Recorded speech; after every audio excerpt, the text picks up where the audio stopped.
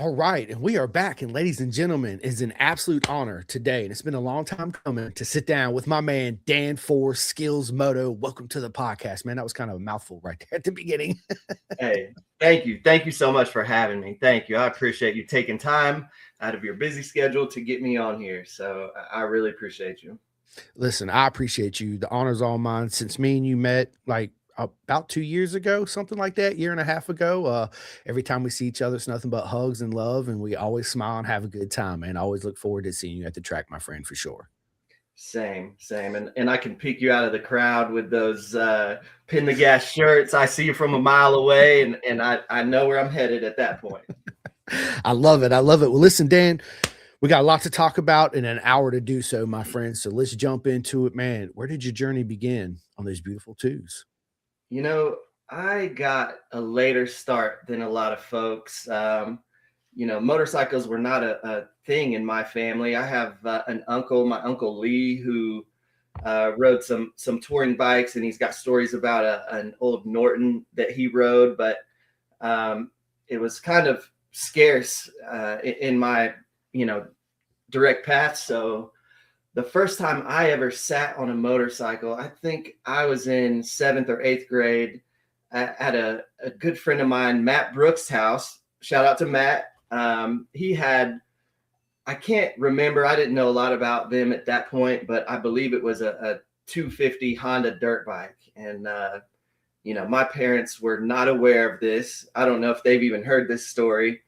So, hey, Dad, hey, Mom. So, he tells me how to operate this thing, and I hop on it and, go up the driveway, get turned around, come on back. And I've got the clutch pulled in. It's still in gear. So as I'm going to get off of it and let go, I'm twisting the throttle and releasing the clutch, and the thing drags me right into a wall. And I'm like, maybe motorcycles aren't for me. So fast forward to,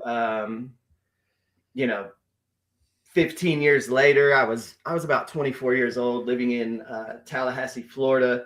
I had a roommate with a 900cc sport bike, and he was, we'll call it, brave enough to let me try that thing out.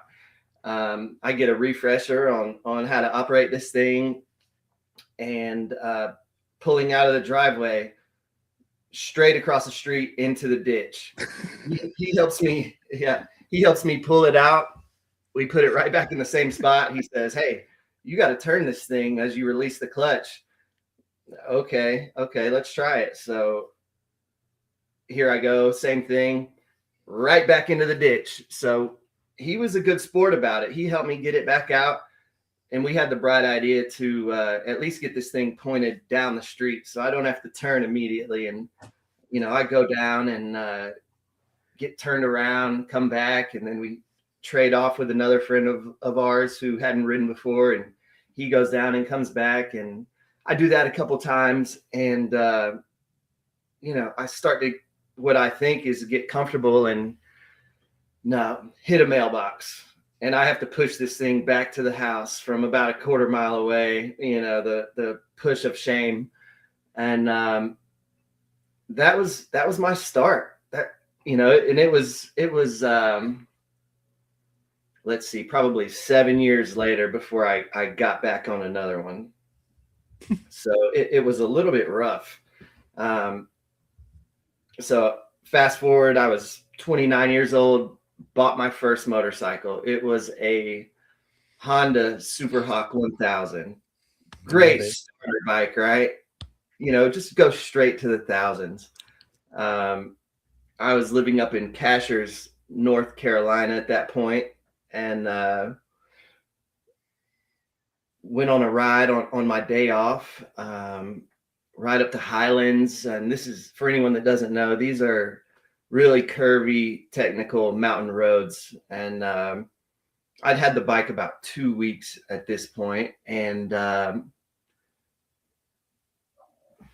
heading down to Franklin, and a lady makes a left-hand turn in front of me, and boom, hit her broadside, broken bones, helicopter ride, and it was a rough start for me. Yeah, yeah. Yeah, absolutely. Walls, ditches, and mailboxes, man. That's a That sums it up. It what a really does. journey, man. Woo. Yeah, I'm glad, yeah. dude. Listen, I'm glad that you're okay for real. It's man, I remember the first time I got on the bike. You know, I did the whole. I was an automatic, and then I rode my buddy's 80. He's like, okay, you know, just slowly release it, come up to your toes. I'll never forget it. His dad, he's like, pull it in, get back on your heels, and just do that. Feel the grab, right? Feel the release. I said, I did it for like 20 minutes just sitting there, right? And I was like, I think I'm ready. He said, okay. I said, shoop. There it goes. I'm like Superman. Let's go. Right. Yeah. It's man, I've been there, man. Didn't hit a Right. wall. When my wife was pregnant with Rossi, I got him a TTR 50.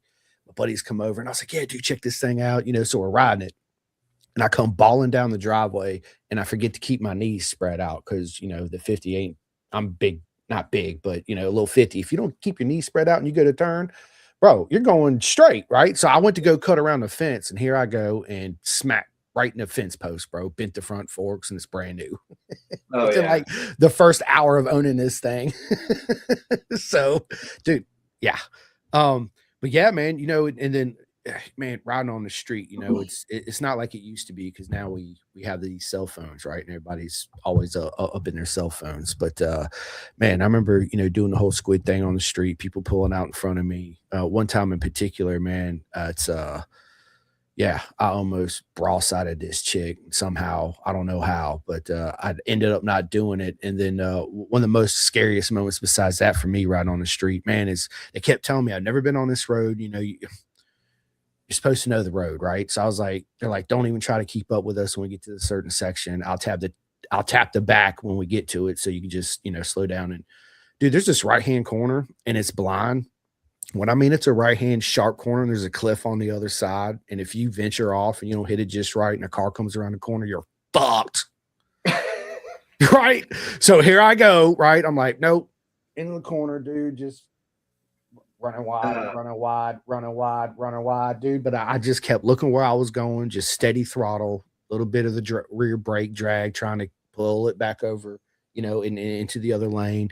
And man, as soon as I crossed that double yellow coming back, man, here comes this car balling right around the corner. And I was like, oh my God, dude, you gotta be kidding me. And I was like, yeah, this is why I don't fuck around on the street too much. right, right. 100%, right? That's It's yeah. It's scary. yeah, dude, for real, right? Dude, I want to get to a couple of these comments real quick, dude. So we got Yartree. What is up? He says, let's fucking go. You already know, bro. Welcome to the What's up? show. How you doing, brother? And then we got Khalil, dude. My boy K Dub. He says Chris finally has some competition for the world's sexiest man. Hey, Dan. Hey, humbly, I accept. That's awesome, dude. I love it. Oh my God. Let, Jeff let me says, just say, because I jumped kind of right into it. I just want to shout out to my daughter, Layliana. I love you. I want to wish everyone out there a Merry Christmas and Happy Holiday. And thanks for tuning in. absolutely, man. Yeah. All these are our friends, man. I love it, man. Jeff says, Turkey Pan Dan. Hey, that's right. That's right. That's the Is there a only way. story behind that? Yeah, there is. There is. Let's see here. A coworker of mine at Moto America, and I may butcher your last name. I'm so sorry if I do. Maria Cantorino hooked me up, got me a track day at Summit Point. It was my first time there. It was a Friday. You know, I went up with the intentions of doing the track day that weekend and checking out the ASRA races afterwards. And after spending a day on the track and kind of meeting some of the people at ASRA, I found out, hey, I have an opportunity to get my race license this weekend. And that alone was exciting for me. And so, you know, I did the things necessary to do that. And this was my street, you know, it's a street setup bike, an FZ07, nothing special done to it. It did have some Nitron suspension. That that was it. And so I get my race license, and they said, "Hey, do you have a number plate?" I said, "No." They said, "Do you have a belly pan?" I said, "Do I really need one?" They said, "Yeah, you do." I said, "Well, I guess I'm not going to race this weekend, but I have my race license, and this is something I can work on, to get there in the future." And someone said, "Just go down to the Dollar General and get an aluminum turkey pan and slap it on the bottom and use that as a belly pan." And I'm waiting for the punchline, a further punchline, and they were serious. And after I talked to some people through Ezra, they said, "No, you can do that." And so, I pulled the headlight off, um, went to the store, got about 3 different size belly pans, and let's see, Philip Chapin, Maddie Chapin's dad, apparently has experience with this. And so while I was at the writers meeting, he was nice enough to help. Okay, I'm not gonna fib here. He did it. He put that thing on there for me. And then I just had to source a number plate. And I'm like, "Well, what am I going to use for that?" And he said, "Well, Matthew has this first place plaque he's not using. He's got like 1,000 of them. Do you just want to drill some holes in that and flip it over, put some yellow tape on it, and put your numbers on there?" I said, yeah, that sounds great. And so the Chapins were extremely helpful, and I am super grateful for them. Awesome family. Matthew is an excellent rider, if you haven't noticed. And so, that was an honor to do my first race with a first place plaque facing me. And that's the story behind the turkey pan. And then I've got a lot of friends online. They all have a great sense of humor, and so I'm getting memes, and Steve Kaufman made a logo, Turkey Pan Racing, and it just kind of took off, if you will. Yeah. I love it, man. I love it. Yeah, big shout outs to Philip and dude, Matt, absolute legends of the sport, dude, for sure. Good friends of Yeah. mine, and yeah, always love catching up with them. If you guys haven't yet, I've had Matthew on twice and Philip, so you guys go check out that episodes. Yeah. Do Um, that. but yeah, man, Turkey Pan Dan, I like it, man. That might be the name of this episode. I don't know. I ain't I haven't figured it out yet. But listen, dude. So let's jump back. You already kind of told the story of how you got your race license, in the whole Turkey Pan thing. So let's take it back. How did you learn about track days to begin with? So I was doing some street riding around the Asheville area. Um, and the only riding prior to that I had done was in Florida.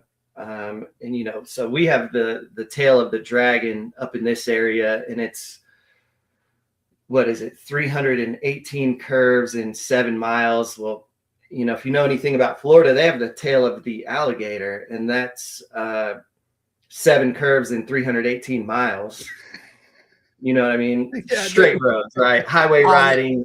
Just like Phoenix, baby. Yeah. And I hadn't done a lot of that either. So eventually I discovered the mountain roads up here, and they're phenomenal. They're very technical, very curvy, lots of elevation, and subsequently very dangerous. But I was doing some riding out there, and then I got in touch with some local riders, including John Faddock, who is a big advocate for the track and for safety, and wearing full gear all the time. #@GAT. And so I have to give John credit for give me some guidance in all that. I think the first ride I showed up on I was probably in jeans and a t-shirt, full squid mode. And he told me about the track days, and I was a little hesitant. It can be a little intimidating. And what finally pushed me over the edge is I was on the Parkway, the Blue Ridge Parkway. I got to the top of a road. I was gonna name it, but I'm not, just to keep that for myself and us local riders.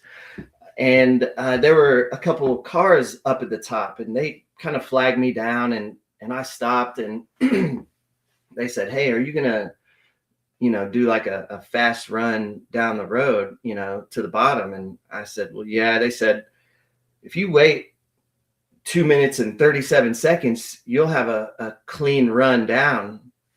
I said, "Well, how do you know that?"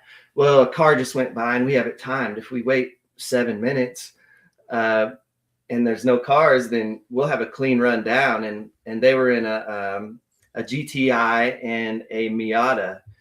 And I said, "Okay, that sounds good." So I see them looking at their clock, and they go to get in their cars. And I said, let me get out in front of these guys. I don't want them to hold me up. I know my bike. I was on a 2004 ZX10R, the Widowmaker, and I don't want these guys to hold me up. I'm pretty fast, right?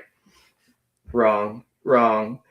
That Miata was behind me, and so I get going, and I, kind of steadily pick up the pace, and I'm like, okay, at some point I'm going to start pulling away from him.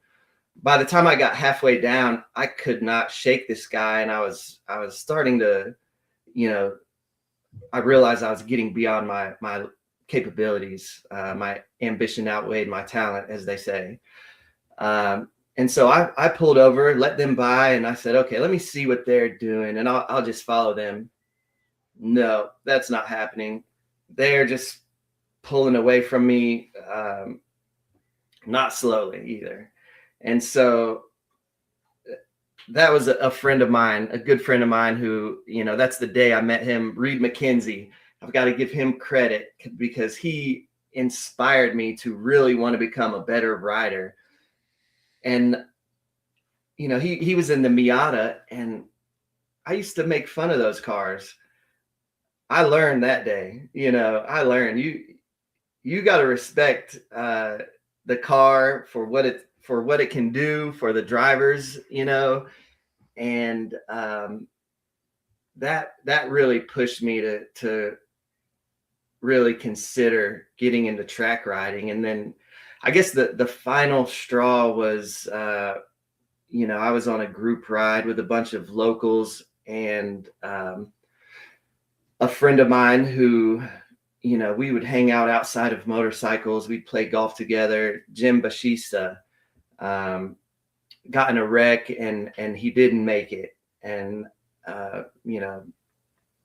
RIP Jim. And I said, it's time to get away from the street and get onto the track and start taking riding seriously and for what it is. Yeah, it's a lot of fun. It's a stress reliever, but it can be very dangerous. And it doesn't matter how hard you want to become a better rider. You are most likely not going to do it without some proper guidance. And the place to get that is the track for anyone that doesn't know. And those are the couple things that just really pushed me to that point. And that was 2018. I did my first track day with a group from Asheville, including John Faddett. We went to CMP. All my buddies were in intermediate group, and I was in beginner group. And I was hooked after that, just like anyone who has done track days. All it takes is one, and you're going to be hooked. It changes your life. It does. It really does. 110%. And then you meet all the beautiful people in the beautiful circus, right? And it's It, a game changer. absolutely, absolutely. It's incredible, the people you meet, the networking you can do, the things you learn, and the progress you make. It's incredible. Absolutely, it is. So, what made the transition from track days to racing? let's see. So, I did track days up until, what was it, about 2023. And then I took about a 2.5 year break. And then a good friend of mine who coaches with Precision Track Days, shout out to Precision, Jeff Herron, talked me into getting back out there. And so we went up to Pit Race, and I did my first track day there with Precision. And it was actually my last track day at Pit Race, the only one I have done and apparently will ever do. That's for anybody that Sad. knows that Yeah. track is bye-bye, which is a loss for the riding and track community.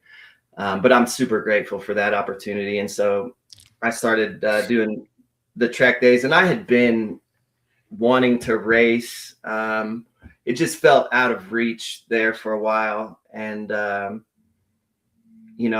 had decent pace and whatnot. And then again, it was Maria who really just opened the door to that opportunity, and ASRA, it just, I wouldn't say it fell in my lap, but it fell in my lap. And so I did my first race weekend there at Summit Point, and realized that, it can be as expensive or as affordable as you make it. And I went the affordable route. I'm on that FZ07, nothing special at all. Probably horsepower wise and top speed wise, the slowest bike on the grid. But it's affordable, it's reliable, and it's fun. It is a lot of fun. And I think, there's an appeal to getting on a big bike and getting out there and going fast on the straightaways. But, anyone with any experience knows that the fun is to be had on the brakes and through the corners.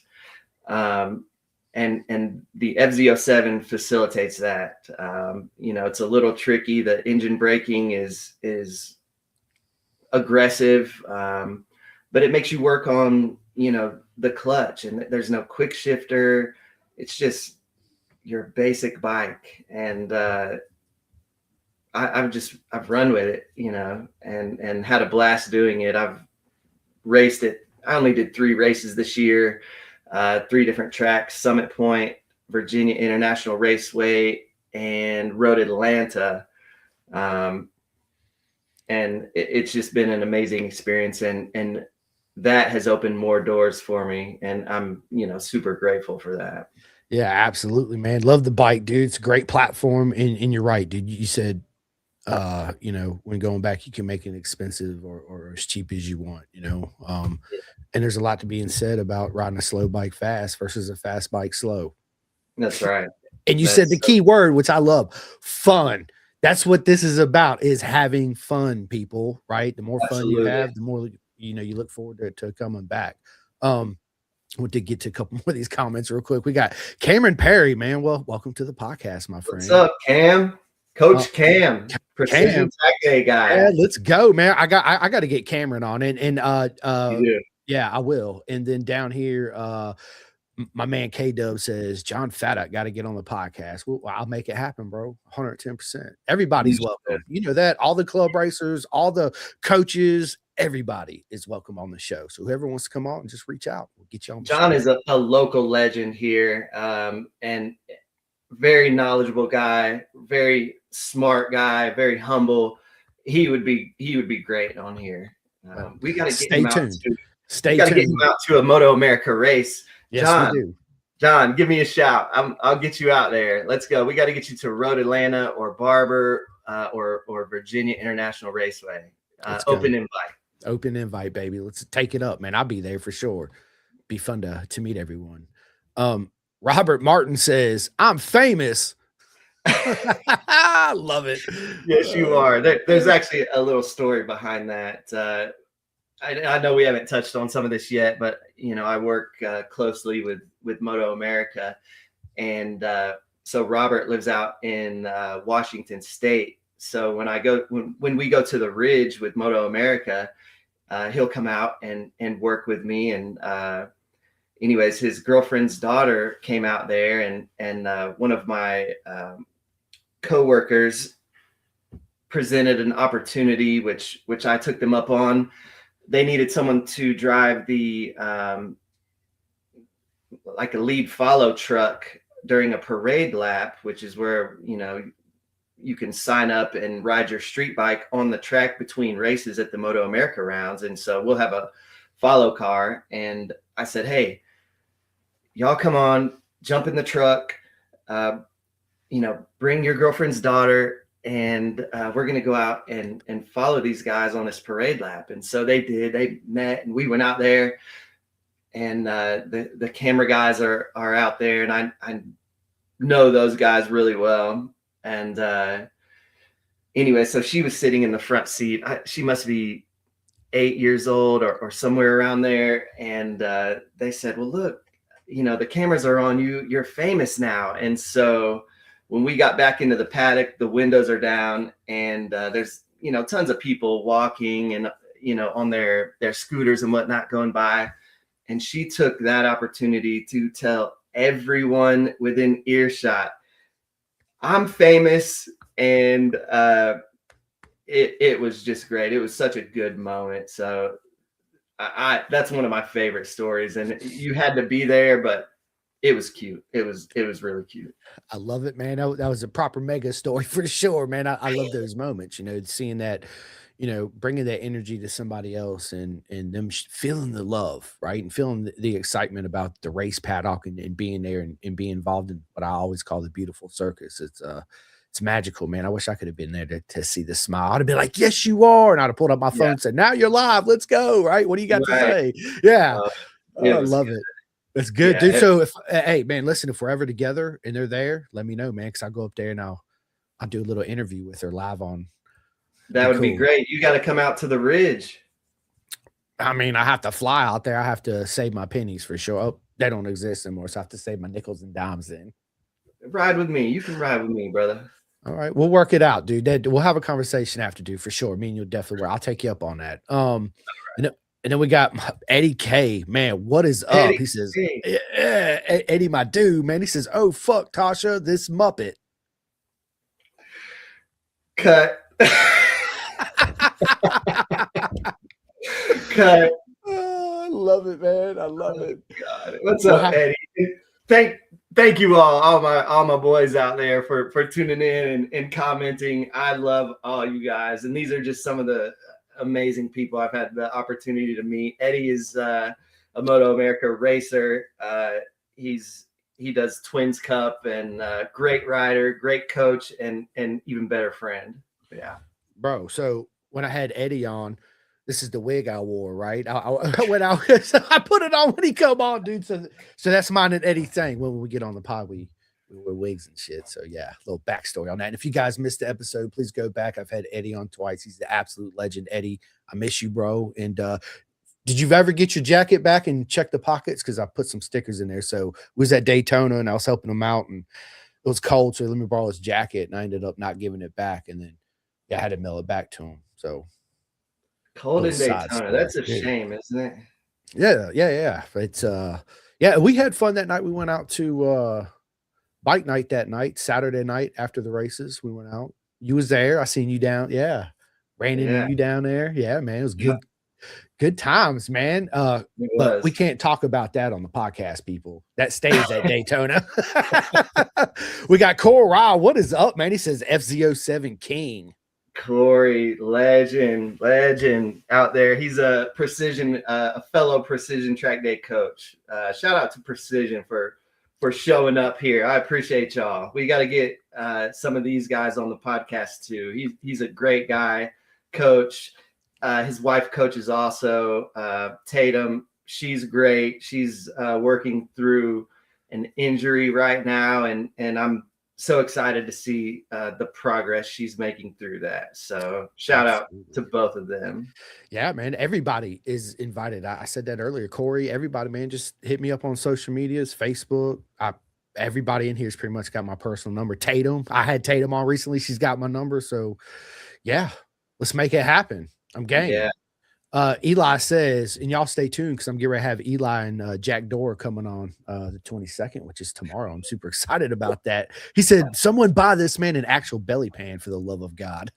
Eli, I thought you were gonna get the belly pan. We're gonna put your logo on it. What's going on? And shout out to Eli. He's a great dude. I had the opportunity to meet him in person when I raced at VIR, and yeah, which was an epic weekend. Epic weekend. Yes, it was. Yes, it was. I was there for that weekend. Okay, yeah, I got Yeah. my first amateur race win on the FZ07. I didn't realize I won. I thought I got fifth place, and so after the race, I left and I was on my way back to Asheville. Stopped to get some food, and I didn't know what kind of times I ran, so I was curious. I had only ridden that track on the ZX10R, so I didn't really know. What kind of times to expect. I get on Azra's page just to see my times, and it says Dan Forse first place, and I realized that the four people who were right in front of me were all expert, and I won that race as an amateur. So that was exciting and unexpected and humbling, and yeah, just great. I'll never forget that. Felt on top of the world, my man. I Absolutely. tell you. No other greater feeling in the world, man. Let's see. K Dub says Jeff is the fucking man. He is. Absolutely. He is. Absolutely. Andrew Davis, what's up, my man? He says, I'm the king or was the king of poor man's racing. Yeah, he Hey, raced ZX9. okay. Yep. Hey, there's a new king, I guess, in town for, hey, FZ07. You just can't get any more affordable than that. Now, looking forward, we may change some things up next year. But yeah, FZ07 this year, just full send. Full send, baby. I love it. Tatum says, yeah, team precision. I want to grow up and be fast like Dan. Hey, I'm trying to be like you, Tatum. I'm trying to be like you. Oh, and then Robert says the family says hi. Hello, fam. Hey guys, how are you? I hope y'all are well. I hope it's not too cold out there. Facts. If it is, stay warm. That's right. Peter says, looking good, dog. Thanks, Pete. I appreciate that. Me or him or both. But anyway, nothing Yes. but love. Yes. Pete is awesome guy. Awesome guy. I met him, Uncle Pete, as we call him, through BartCon Racing, and awesome team. They were so friendly and accommodating. My first year working with Moto America back in 2021, and I'm consider that whole team good friends of mine, including Dominic Doyle, Ryan Snooks, Colin, and everyone else that has come along through there as new teammates. It's just a great team. I love it. Everybody you just says absolute legends, and I love them all too. Just listen, I've met the most beautiful people in on two wheels, and it's just amazing. The love you get and the help you receive, and especially when it's totally unexpected, right? It Yeah. just tells you the kind of people we have in our beautiful circus, right? And we got Maria. Maria, I can't wait to see you next year. My girl, that's my girl right there is Maria. She says, hi guys. She is so awesome. She is. She's the best. Yeah. I'm blessed to work and be friends with such amazing people like Maria. 100%. And I'm blessed and honored to be friends with everyone out there, everybody listening, Maria, everybody in the paddock. It's such an honor. It really is. And I say it all the Absolutely. time, but she says, I miss your faces. I miss your faces too, but you get to see us now, right? Smile. That's right. Nothing Hey, but Merry love for you, Christmas. Maria. Yep. Merry Christmas. Christmas. Absolutely. And then Peter says, Eddie K, easy on the Muppets. I will let you use it. Hey, you can't steal his catchphrase. Yeah, right. I'm not gonna use the word he uses right before that on live on a live podcast, but Ask me in person. I will, and I'm sure there's a story behind that one too. We'll talk about that Oh, one after. yeah, But so I want to transition into talking about your whole gig in Moto America. Setting yeah. up all the camera platforms. Like, how did all that come about? And tell us to where you are today and how the business is. And I think it's absolutely amazing, Dan. I really do. Yeah, yeah. Thank you. That one it came out of nowhere as well. Kind of fell in my lap. Shout out to Teague Dane. He's the technical director at Moto America. So um, he made a transition from, I guess he was a crew chief, and then accepted a job with Moto America. And he's a local guy who is in some of the suspension and different faculties with motorcycling. And so, we knew each other, we were friends. And he gave me a call one day and said, "Hey, here's an opportunity to come out and work with Moto America. You would need to, bring a crew with you and set up these platforms. Have you ever done anything like that before?" And I said, "Honestly, no, I haven't, but I can learn. I'm a quick learner." And so I went out there and they gave me a trial run over the course of 2 rounds. The first being Road Atlanta and then VIR. And I guess the previous crews who did this prior to my crews, you know, they would work until the wee hours of the morning. And anyways, on our second event, they said, you guys, you're not going to get done until 2 or 3 in the morning. And I looked at my crew and we had a little huddle and said, I think we can beat that. We're going to be done before midnight. And then one of my guys said, how about 11 o'clock? And I'm like, do you guys think we can do it? And they said, yeah. And then Ryan Rotowski, who does the air fence at all the Moto America rounds, awesome guy, hard worker. He works side by side with the legend Zach. And anyways, he said, if you guys get done by 11, I'll buy the whole crew Waffle House. Oh, don't say that to my guys. We finished in record time. I think everybody was shocked, and needless to say, we all had Waffle House that night. And I've just been doing it since then. And it's pretty amazing. It's hard work, but we have fun doing it. It's cool to be part of something bigger than us.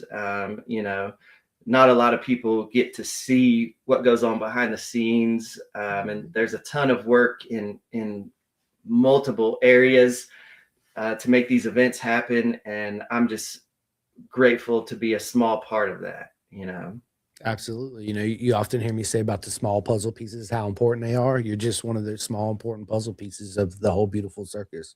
That's right. 110%. So, on that note, man, run us through a typical setup weekend. Yeah. So for the last couple of years, I have been hiring either people local to the tracks or racers or crew members or families, people who are going to be there. And so we'll all come in 8 a.m. the Wednesday before the race weekend. We will have a little, well, Wednesday, the coffee's not ready yet. The coffee doesn't get ready until Thursday because Maria and everyone else is setting up hospitality and a lot of other things, that take place. But we will get started Wednesday morning and then, take a break around noon, have lunch with our Moto America family, and then continue on and we'll work through the day until we get done. And then Thursdays, will come in, and I work closely with John Casimir, awesome guy, case of beer, if you know him. That's what we call him. Case of Awesome beer. guy. Um, and so then he and I will go out and put the finishing touches on everything, and the camera crew and Larry Myers Productions will set up their cameras, and we'll get that done Thursday, along with some signage here and there. Shout out to the signage crew; those guys are awesome, and girls. And then let's see. So that's Thursday, and then Friday the fun begins. Practice, qualifying, and yeah, it's just great. And then my crew will come back in after the races on Sundays, and hopefully they're already there, because if you come and work for me, you get tickets and a camping spot, or I'll try to accommodate in any way I can. And so after the races, we are full steam ahead, and we've got to get all that stuff down and loaded and packed up on the truck and ready to roll, so John can get it to the next event. And so, yeah, we'll work into the dark, into the night on Sundays, and get everything done. And that's it. It's pretty amazing just to see how everything happens. So, anyone that is interested, if there's a track you want to get to or want to see that you haven't been to, or maybe you're going to be there to watch the races, and you're looking to make a little bit of money or get some tickets, reach out to me. Reach out on Skills Moto, Facebook or Instagram, and let's make it happen. Yeah.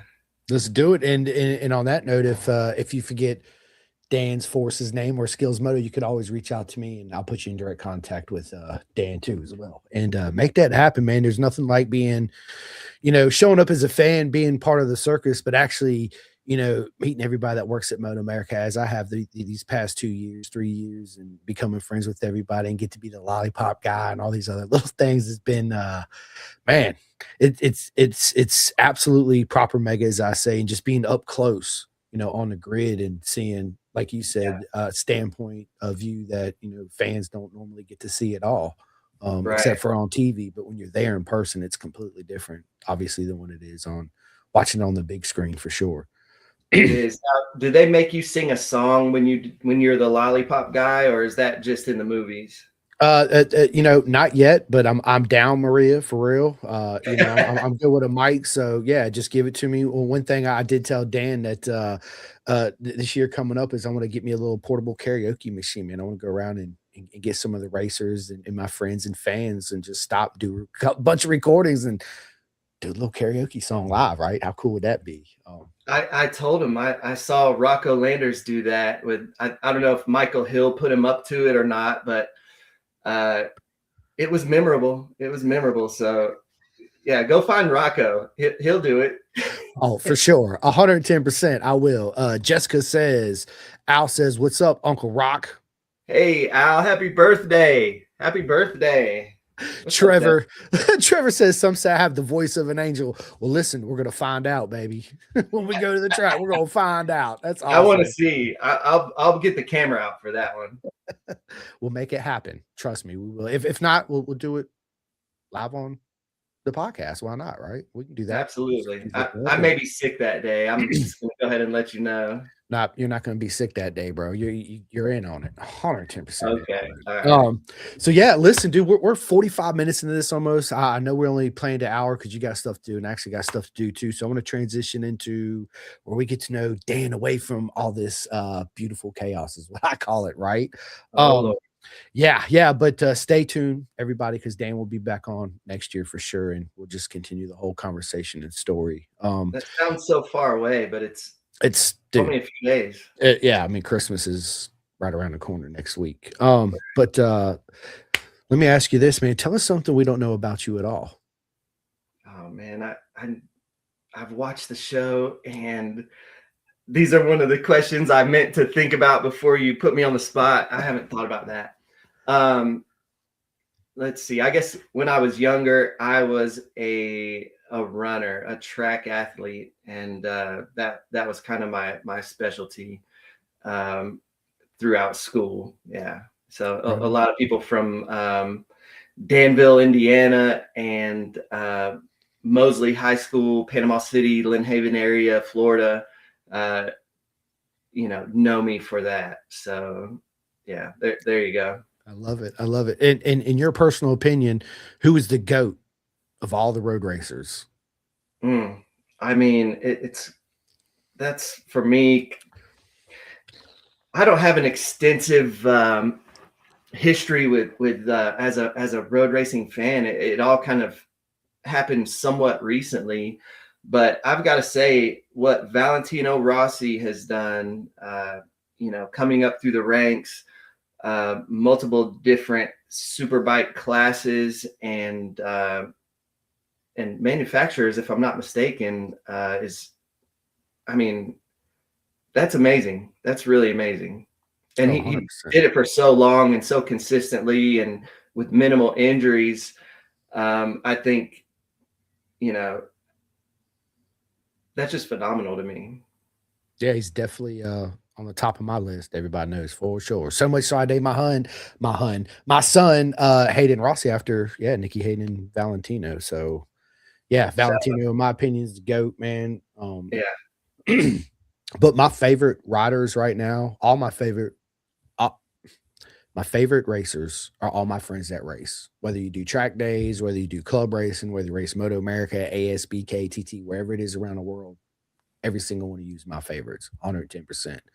agreed, So agreed. that's mine. Craigo Harris, dude, welcome back, dude. So Craigo's a good mate of mine out there in the UK. Says Roman karaoke live night. Yes, sir. Oh yeah, let's go. I might have to get Craigo in on this one. Corey says he's a runner, he's a track star. Hey, Hey, like it. I like it. Dude, that's awesome. Dude, are you a dog or cat person? dog, dog. There's one in particular right over here, Louie. He's a legend. Awesome dog, Bernadoodle, just great. He's so chill. Trevor, dude, you crack me up. He says I'm like his 80th favorite rider. That is not true, Trevor. You're my number one. 79th. Nah, yeah. That's hilarious. I love Trevor. If you guys missed our episode, we've had Trevor on a bunch of times. We just recently did the whole Sloppy Sprocket season. It was absolutely amazing. So you guys go Oh, those check. guys are so awesome too. They are. Absolutely. Absolutely, they are. So on that, dude, what's your worst habit? Oh, worst habit. I've cut so many of those out. Worst habit. Sweets. I'm pretty good about it, except maybe recently. I've recently made like 20 bunt cakes, and not all of them turned out. And so I've taken that opportunity to test why they didn't turn out. And yeah, that's got to be currently my worst habit.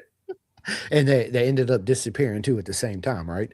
Oh yeah, there's no trace, No, no trace. no crime here, people. Keep it moving.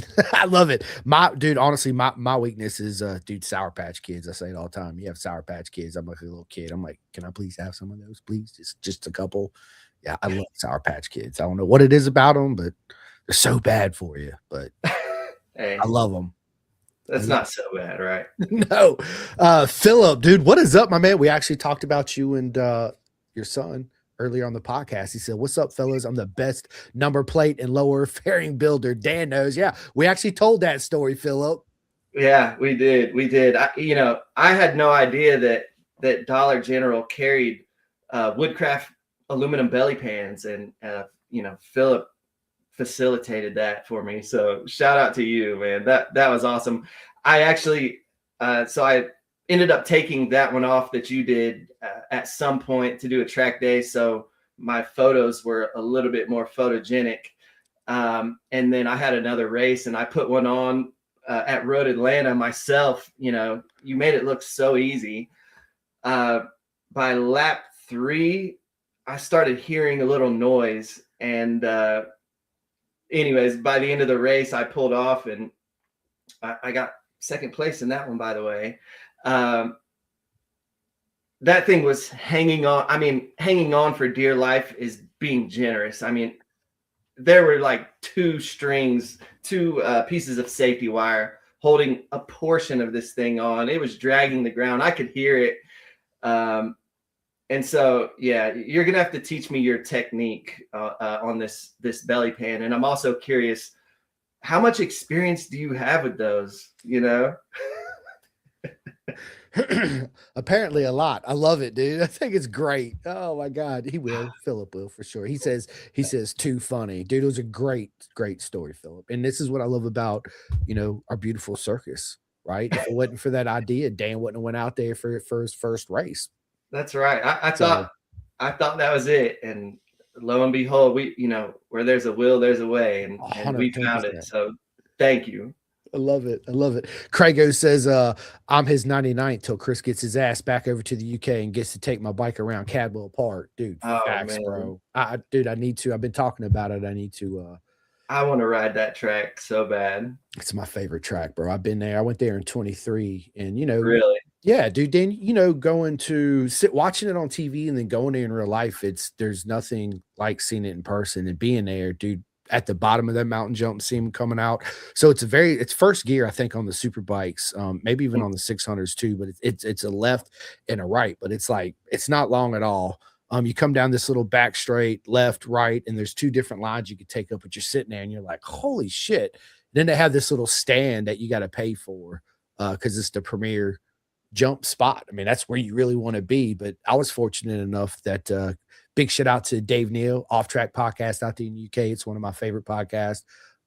He's a good buddy of mine. When I went out there, he got me down inside the paddock because at Cadwell, it is an open paddock except for at the bottom where the superbike teams are, and you actually got to cross the track. So they actually close it down, then they open it up to let you go down. And when you're down there, you're right next to the building where they do all the trophies. I mean, I'm literally right there, bro. And then on the back side of it, it's this big old grass area. So I get to stand on the inside watching them come towards me and then jump right there. It was, bro, to see Josh Brooks come out there, dude. It was like, dude, one of the most beautiful things I've ever seen in my life. I was totally just like, holy shit, you got to be kidding me. That's amazing. I have some friends that have gone over there and they get those cool shots where both wheels are off the ground, and I'm envious. Now I do have some pictures of both my wheels off the ground as well. The bike's just in the wrong orientation. The wheels are in the sky and the seats towards the grass. So I'd love to get one with me still on the bike. Well, we'll make that happen for sure, right? Absolutely. Chris Turner, bro. Welcome, my My friend. man, another Welcome. fellow precision track day coach showing Dude, up for us. Thank you, love man. it, man. Awesome rider, awesome coach. Yeah, Yeah, man. pleasure to be Dude, I said this earlier. Everybody, man, hit me up. I'll get every single one of you, Chris, all you guys on the podcast. Let's do it. Let's make it happen, man. Let's 20 go. 2026 is going to be a proper mega year. This year's been mega, but I'll get into that. I got a podcast at the end of the year, the 31st. It's a little Okay. special. Just Who you I want guys. to know. Yeah, Can, you can you guys. tell us if they stuck around this long? You should give us a little sprinkle of what's to come. Well, I mean, I got me and a good friend of mine, Danny Hull. I had him on earlier. He's a legend of the sport. Worked with Nikki Hayden and Anthony Oh wow. Gobert and all the legends of the sport. It's going to be, just giving my thanks to everybody because, again, I say it all the time. If it wasn't for you guys and girls coming on, I wouldn't be here. So I just wanted to come on and just spread the love around and tell everybody how I feel and how proper mega season everybody's had, and just be grateful that I'm able to be in this position. And if it wasn't for everybody watching this now and tunes in and dude buys the merch, dude, it blows my mind, dude. It really does. And I just want to talk about that and say how grateful I am to have all these friends in this journey I've been on because of this. So that's Yeah. a little snippet right there for you guys. So make sure you tune in. That's awesome. So yeah, man, I got to, man. I feel like, again, if it wasn't for everybody coming on, I wouldn't be able to do this. So I know we talked the other day, and I just want to say it again how we all appreciate you doing what you do, and it's an honor to be on, and I'm sure everyone that's been on this podcast feels the same way. So thank you, Chris. Dude, again, the honor is absolutely on mine. I say it all the time. I just want to just tell everybody, man. So anyway, Corey says Kevin and Fahad have to pay us for all this advertising. Facts, right? 110%. Right. Hey, let me get some of those one-on-ones. Let me get some right. one-on-ones. We'll make it happen. Craigo says also the medical center is down there. I've seen the inside of it. Yeah, absolutely it is. And they got a helicopter pad right there too, which is it's definitely unique, man. Because they're at Cadwell, real quick, going back to it. When you cross the track, you go over the bridge, you get on the other side, you can actually see the original house from the dad, because it used to be farm, right? So it was a dad and had two sons, and originally a dirt bike track, and then they sold it. If I remember right, if I'm saying it right, Craig, they ended up selling it, and that's how Cadwell come to be the way it is now. So, and it literally, Dan, it is this wide. I have heard it's got to be a little bit scary on a 600 plus cc bike, honestly. Bro. And what's awesome is when you come over the mountain jump, you go past the cafe. Of course, when you go by there, you got to get you a cold beer, right? For sure. Or a pint, as they call it out there. Get you a pint, right? But when you come out the other side of that cafe, man, the back section after the mountain jump, dude, it literally shortens up, it narrows so much so that there's literally I could almost reach out and touch them as they're coming by. That's how close you get. It's absolutely insane, but it's super slow through that section. But it's absolutely amazing. But listen, we're coming up on an hour. I got one more question I'm gonna ask you, and then we'll get to all our shout outs, man. And I'll save the rest of them for our next one. Money no object. Okay. Dan, you're a team owner in Moto America. What class are you gonna be in? What manufacturer motorcycle you gonna have, and who are the two current riders in Moto America you're gonna put on your bikes? Let's see. So superbike class, obviously. Let's see. I'm just initially leaning towards Ducati, and current riders. I'll take myself out of the equation because I would love to be one of those riders. You know who I want to see on these super bikes is, I'm going to give you three: Blake Davis, Matty Chapin, Kayla Yakov. Boom. Yeah, that's easy. I love it, dude. All three legends, all three friends, and absolutely. What a team! What a team! Maybe and I got to throw Dominic Doyle in there too. I love that kid. I love Dom, dude. He's absolutely dude. Dom's such a man. His energy's just pure. He's really quiet, but once he gets to know you, he talks, right? Which I love, dude. But he's very humble. Yeah. And I love it, right? He's always smiling, will always talk, give a chat, give a picture, give a photo. I see it all the time. And it's just, I love to see that, man. Trevor Watson said, me. Trevor, let's go. Let's go. Me and you back up. I don't know if I'm being a little lofty here, but for myself anyways. He says chopped liver. I love it, man. I love it. No, you are not chopped liver, Trevor. Come on, man. But anyway, listen, almost an hour into this. I want to tell everybody first and foremost before I leave the podcast, the mic to Dan to end it like I do to all my friends that come on here. I said this a little quick snippet earlier, man, but I mean it. If it wasn't for each and every single one of you coming on this podcast and all those likes and subscribes, and listen, I don't want to get emotional because I will on the 31st, but it's thank you. I truly and deeply mean that. You guys are absolutely proper, mega, and amazing. I love each and every single one of you. For those that listen that have not had the chance yet, please hit the TikToks and the likes and the subscribes and all that good stuff. It does help me out. And you guys are the superstars, 110%. And I look forward to seeing each and every single one of you at the races this year coming up in 2026, which is right around the corner. This is for every single one of you guys and girls. Again, I love you, and it's an absolute honor. So on that note, Dan, tell everybody where they can find you on the social medias and all that good stuff. Skills Moto with a Z, SKILLZ Moto on pretty much all platforms. Yeah, come check it out. Give me a shout if you want to come out, get out to some of the races. We can make that happen. Let's do it. And thank you everyone for tuning in, showing up, commenting. Merry Christmas, Happy New Year. Another shout out to my daughter Layliana. I love you so much, and let's keep pushing forward in 2026. And Chris, thanks for having me on. Man, listen, the honor's all mine. I want to get to Craig's last comment real quick. He says, met Chris at Cadwell, stroke out to Chris as I had my pink wig on. He did. I was like, dude, let's go. On supporting cancer research, Cadwell is one of the most fun tracks here in the UK. Alton Park is also awesome, super tight and fast. Unfortunately, crashed in the most corners at most, but Cadwell is my local. Got engaged there, announced our baby pregnancy there, all on race weekends. Let's go, man. I love it, man. Craig, Great. love you, mate. You are absolutely amazing, man. Tell everybody I said hi and give them hugs for me. And then Robert Martin says, "What's in those bags?" Listen, you'll have to wait on the 25th to find out, my friend. And on that note, this episode will be out everywhere in about 30 minutes. Spotify, iHeart, all that good stuff. I'll tag you on all the socials. I'll send you the direct links and all that good stuff. Anyway, I love everybody. Merry Christmas, happy holidays, and I'll see everybody soon. See ya. See ya.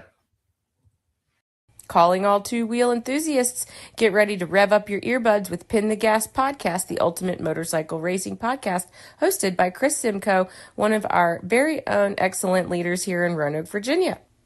With expert analysis, behind-the-scenes stories, and exclusive writer interviews, Pin the Gas Podcast delivers the adrenaline rush of the racetrack straight to your ears. Whether you're a diehard fan or a curious newcomer, you'll gain insights that will transform how you watch and understand motorcycle racing. On your favorite podcast app, join Simcoe as he takes you on a high-speed journey through the world of motorcycle racing. Pin the Gas Podcast.